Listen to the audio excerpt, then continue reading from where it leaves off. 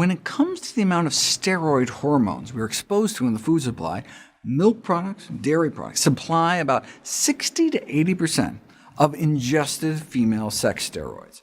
I've talked about the effects of these estrogens and progesterone in men and prepubescent children, how milk intake can spike estrogen levels within hours of consumption. But in terms of effects on women, I talked about the increased endometrial cancer risk in postmenopausal women, but what about reproductive age women? Might dairy hormones affect reproduction?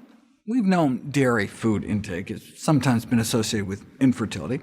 However, little is known with regard to associations with reproductive hormones or anovulation, meaning how might dairy do it, by affecting how the uterus prepares or affecting the ovary itself. The researchers found that women who ate yogurt or cream had about twice the risk of sporadic anovulation, meaning failure of ovulation. So some months there was just no egg to fertilize at all. Now we know most yogurt these days is packed with sugar. Even plain Greek yogurt can have more sugar than a double chocolate glazed cake Dunkin' Donut, but they controlled for that. And the results remained after adjusting for the sugar content, which suggests that the risk of anovulation was independent of the sugar content included in many yogurts.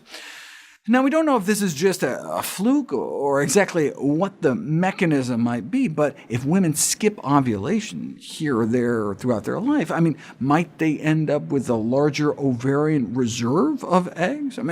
Women are starting to have their first baby later and later. There's been a rise in women having babies in their late 30s and 40s. We used to think that a woman's ovarian reserve of eggs stayed relatively stable until rapid decline at about age 37. But now we know it appears to be more of a gradual loss of eggs over time.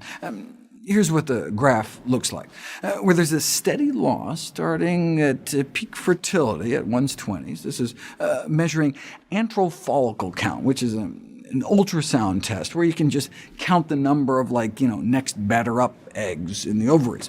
It's probably the best reflection of true reproductive age. It's a measure of ovarian reserve, how many eggs a woman has left. Okay, so what does this have to do with diet? Researchers at Harvard looked at the associations between various protein intakes with ovarian antral follicle counts among women having trouble getting pregnant. Even though diminished ovarian reserve is one of the major causes of female infertility, the process leading to reproductive deterioration with age is still poorly understood. In light of women delaying pregnancy until older age, the identification of reversible factors that may affect the individual decline might be of significant clinical value.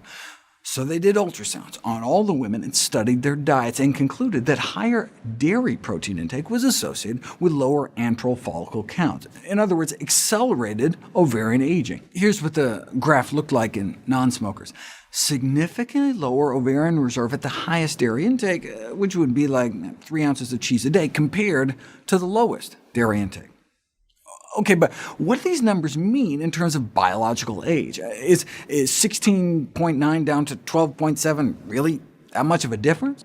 If you look at women with really robust ovaries, a follicle count of 16.9 would be like what you might see in a 36 or 37-year-old, whereas 12.7, what you see in women eating the most dairy, is like what you would see in a really fertile 50-year-old. So we're talking years' worth of ovarian aging between the highest and lowest dairy consumers.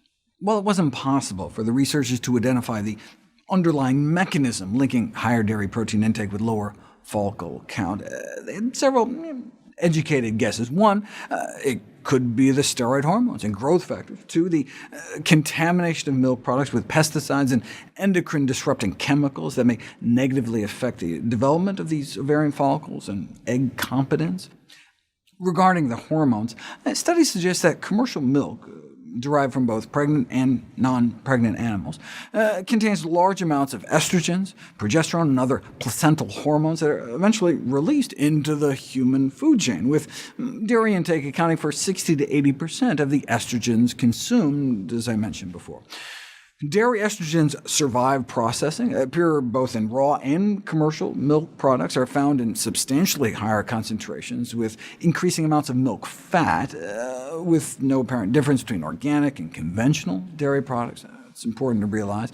It's not just cows that have been injected with growth hormones.